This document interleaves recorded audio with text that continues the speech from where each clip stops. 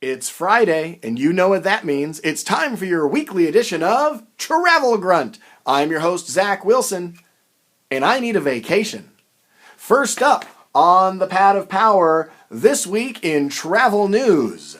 Universal Hollywood Theme Park in California announced that it's going to begin its phased reopening on April 16th. But don't get too excited because it's only reopening at first for California residents. For the rest of us who want to visit the wizarding world of Harry Potter, I encourage you to check out Universal Orlando in Florida. In Las Vegas, Virgin Hotel, the adult-only property, opened on March 25th.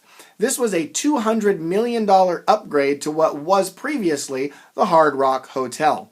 Also in Las Vegas news, Las Vegas is open at 50% capacity. Shows are returning, restaurants are reopening, face masks are required, but you can enjoy a vacation in Las Vegas, Nevada. And while you're out there, I encourage you to check out the national parks. Whether you're going out to Red Rock Canyon, or the Grand Canyon, or any of the other areas, please just note that if you're visiting national parks anywhere right now, a lot of the areas are closed off and some parts are open, but you do need reservations as well because they are limiting occupancy. It can get a little tricky based on park to park, so I do encourage you to contact your local professional travel advisor.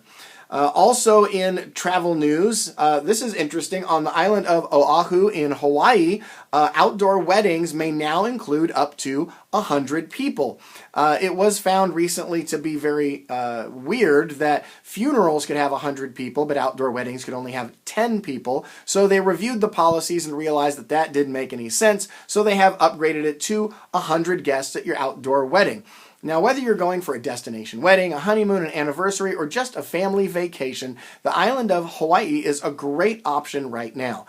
To go there, you do need to take a negative COVID test result 72 hours prior to boarding your plane. There are some definite things you got to go through. Make sure it's the right lab, the right test. Just visit gohawaii.com and you can see all of the protocols there, or use a professional Hawaiian destination specialist.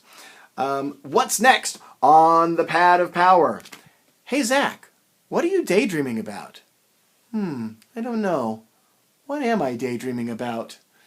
Well, I'm daydreaming about the return of European river cruises. I have always said that when traveling through Europe and going country to country, that the absolute best way to travel is by river cruise. Now, I remember way back when I was a kid in the 1980s, grandparents would go over to Europe, and the traditional way was through bus. You'd go with a big group of people, you'd get on a motor coach, and you were constantly packing and unpacking, going from hotel to hotel, and it was quite the adventure and a lot of activity. With the river cruise, what's exciting is you only unpack once, and then your riverboat, kind of like a floating hotel, takes you from destination to destination, which makes it very convenient and very comfortable. Also, in a post-COVID-19 world, I guess I can say that now, it's been a year since the pandemic began and we are getting things under control, it's going to be a much more safer and cleaner way to travel because you're not going from one hotel to another hotel to another hotel. You're on just the same vessel throughout, which is great. Also, with a limited occupancy, these vessels only carry between 160 to 190 passengers at most. And so with limited occupancies, it's even less than that. So that's fantastic, and they're even making sure that the shore excursions are smaller groups of about 20 passengers or so. So I just think that's the best way to go. Now, if you're curious to learn more about river cruising, I highly encourage this book here. It's by Berlitz, and it's called River Cruising in Europe and the USA. Many of you didn't know that there was river cruising in the United States of America. In fact, this week I have clients that are sailing on both the Mississippi River and the Columbia and Snake Rivers up in the Northwest. So this is a fantastic way to travel. What I really like about this particular book, and I'll read it from the back here, it has frequently asked questions answered frankly. I like the way they say that, and it's true. Independent reviews of the major river cruise lines, so it's not just an advertisement for one cruise line or another. And you might wonder how many cruise lines on there are there? Here in America, we only ever think of Viking river cruises because they really put a lot of money into marketing and advertising to the United States market. Well, river cruising is a worldwide market share. So naturally, as Americans, we think Viking. Well, there are many, many river cruise lines. And a matter of fact, there are 332 river ships rated according to their layout, facilities, cuisine, and overall experience in this book. Now, I will tell you that depending on how you're traveling, whether you're looking for family-friendly or adult-only, whether you're looking for most affordable or luxury, if you're looking for just, hey, all my needs are taken care of. Well, maybe you're a foodie or someone who is a wine connoisseur and you need the river cruise ship that is known for the best food, locally sourced food, onboard chefs, the best wine itineraries. So different river cruise lines and different river ships will meet your needs than others. So while you might be familiar with Viking, I would say you need to talk to a professional river cruise specialist like myself or someone in your area that really knows the difference between Viking, AMA Waterways, Avalon, Uniworld, Scenic, Emerald, and more. I'll tell you my personal favorite, just for my travel needs. I am a foodie. For me, traveling is all about tasting my way through a destination, and so I love AMA Waterways. I really believe they have the best food on the rivers of Europe. Now, I will look at a couple things here. If you've never been river cruising before, you might think, well, there's a lot of rivers. Where do I want to go? Top two, the River Danube. Let me read this to you. Winding its way from the foothills of the Alps to the distant shores of the Black Sea, this majestic waterway has long been a powerful transportation route and is a perennial favorite for river cruises. Well, that's fantastic. What it really means is that you're going to visit places like Budapest, maybe go check out Vienna, take a shore excursion out to Prague. It's really about the big cities and the wonderful palaces. But maybe that's not you. Maybe it turns out that you'd like to go on the Rhine River.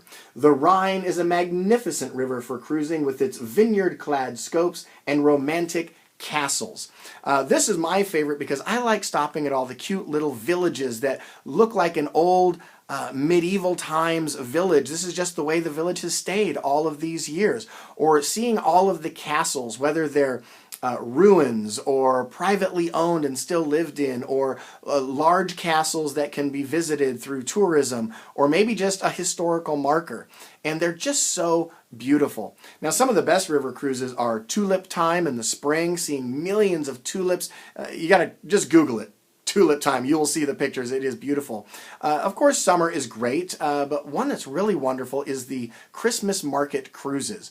You're over there in Europe in the wintertime, of course, dress warm, and each of the towns you visit has a very unique Christmas market. Now, if you're used to ocean cruising through the Caribbean, when you stop at all the different ports, whether it's Jamaica, the Bahamas, Belize, you name it, it seems like all the ports have all the same stuff. It's like if you've been to one market, you've been to them all. Not the case in Europe. They are all very unique and exciting and inviting, and I definitely encourage you to check that out. What's next on the Pad of Power? Ooh, it's time to give a Travel Grunt snout out. That's our version of a shout out for the best places to pig out.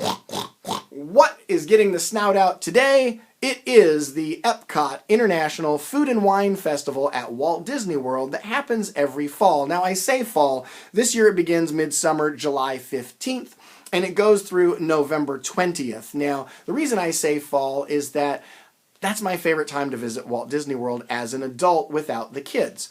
If I'm taking the family, if I'm taking the kids, I do have to be mindful of the school schedule, unless we're looking for the naughty parent discount and then we go off season and take our kids out of school. But September and October being my favorite, beautiful weather, hurricane season, the peak of it for August and early September has passed.